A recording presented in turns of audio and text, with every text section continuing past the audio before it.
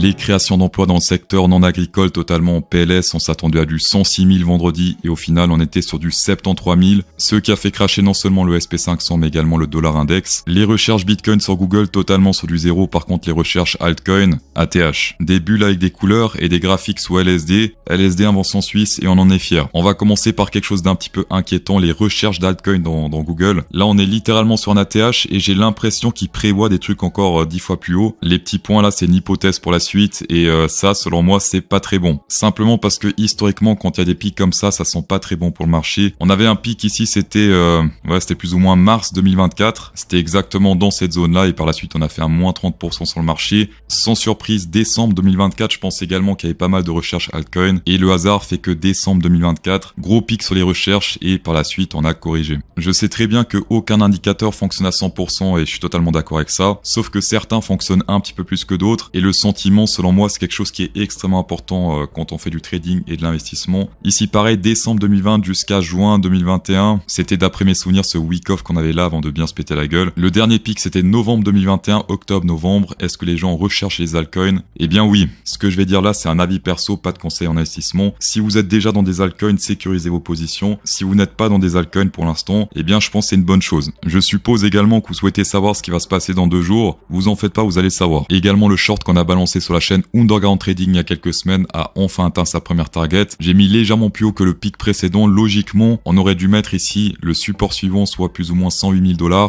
Sauf que je pense que ce niveau-là peut faire pas mal d'effets et j'ai mis légèrement avant parce que je sais qu'il y a pas mal de TP sur cette zone. J'ai fermé 75% de la position parce qu'on sait jamais pour la suite et puis voilà. Mercredi dans 2 jours, le copy trading Underground va ouvrir ses portes sur Bitfinex, donc ça je suis très content de pouvoir proposer ça. Ça fait plusieurs mois que je taffe dessus et enfin ça y est, je peux ouvrir les portes, donc je suis très content. Le tutoriel copy trading devrait sortir mercredi, ça va être extrêmement intéressant parce qu'il y a plein de choses à apprendre. Mais attention, les places seront limitées parce qu'il y a une limite de volume pour éviter de trop impacter le prix. Perso, je fais pas de système de privilège, c'est simplement premier arrivé, premier servi. Le volume de trading sera limité, mais j'ai aucune idée du nombre de volumes qu'on aura, donc surprise dans 2 jours. Le copy trading sera uniquement accessible aux affiliés Underground Trading ou bien CryptoSauce. Tapez dedans. On va passer sur le graphique LSD qui était extrêmement intéressant selon moi ce week-end. On a fait un gros pic de net short avec de l'order book 1% qui était dans le positif. Et ça, c'était un combo parfait pour acheter puis ensuite aller to the moon sur du court terme. On avait également un truc un petit peu similaire dans cette zone-là, pas mal de shorters avec du order book. Sauf que par la suite, on s'est pété la gueule. Là, c'était vraiment sur du très court terme. Celui-ci était clairement plus intéressant. Avant de passer sur la partie LSD, l'order book avec pas mal d'ordres de vente ici au nord qui sont décalés encore plus au nord une fois qu'on s'est approché de ces zones. Comme à notre habitude, sur du court terme, on se fait rejeter par ces zones-là et par la suite on se fait attirer. Pour l'instant sur du court terme c'est clairement plus rempli au nord à partir de je dirais 116 000 $, extrêmement intéressant. Quant au sud c'est plutôt vide mais attention il y a quand même un petit truc ici qui apparaît autour des 110 000 $,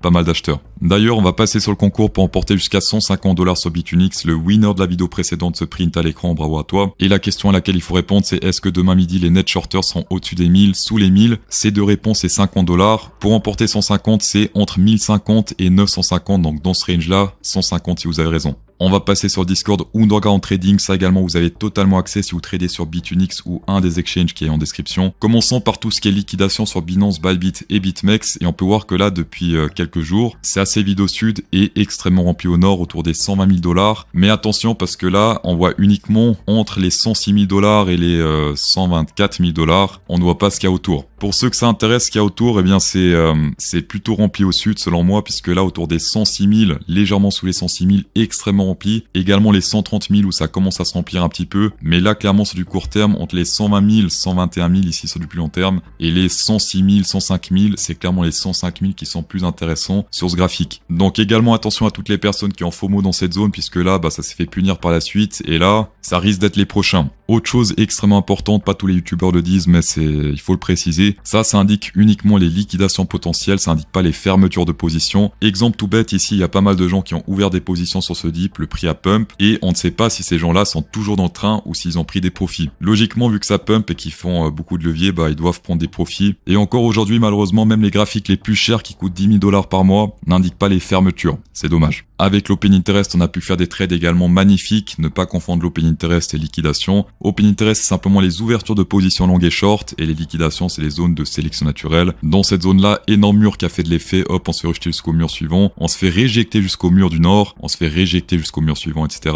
Une fois qu'on pète ça à la baisse, reteste 2 fois sur cette résistance, ex-support, avant d'aller jusqu'au mur suivant. Et une fois qu'on a pété à la baisse, hop, mur suivant. Aujourd'hui, logiquement, il n'y a plus grand chose sur le graphique jusqu'à environ 116 000 $, en tout cas au nord, puisque là c'est extrêmement vide. Donc ça c'est sur le Bitcoin. Si on met uniquement très peu de tolérance, ça se passe pour l'instant au nord, avec pas mal de résistance ici autour des 118 000 $ et même 116 000 $ avec 326 millions de dollars d'ouverture de position. Si vous appréciez toutes ces datas underground que je partage totalement gratuitement sur la chaîne, une insertion de pouce bleu ferait bien sûr extrêmement plaisir. Et pour les personnes qui sont là pour la première fois, eh bien un abonnement à la chaîne Underground Trading ferait encore plus plaisir. On va passer sur le graphique Ethereum face au Bitcoin qui reflète également un petit peu la puissance des altcoins face au Bitcoin. D'ailleurs, si vous comptez investir dans un altcoin, toujours comparer d'abord le prix face au Bitcoin et non pas face au dollar. Exemple ici, le Ethereum, le Ethereum Price face au Bitcoin. Si on tire un Fibonacci depuis le top précédent et qu'on le met sur le bottom ici, eh bien le 0,382 a été atteint. C'est la première target long terme, on va dire. Littéralement depuis avril, c'est la première zone ici qu'on voit sur la chaîne Underground Trading, puisqu'on a fait un double bottom dans cette zone-là. Et souvent les doubles bottoms ou les doubles tops sur du très long terme, sur le Ethereum face au Bitcoin, mais également les autres altcoins face au Bitcoin font des effets plutôt intéressants. Et donc on peut voir ici que depuis maintenant 1-2 semaines, ce 0,382 eh bien fait sacrément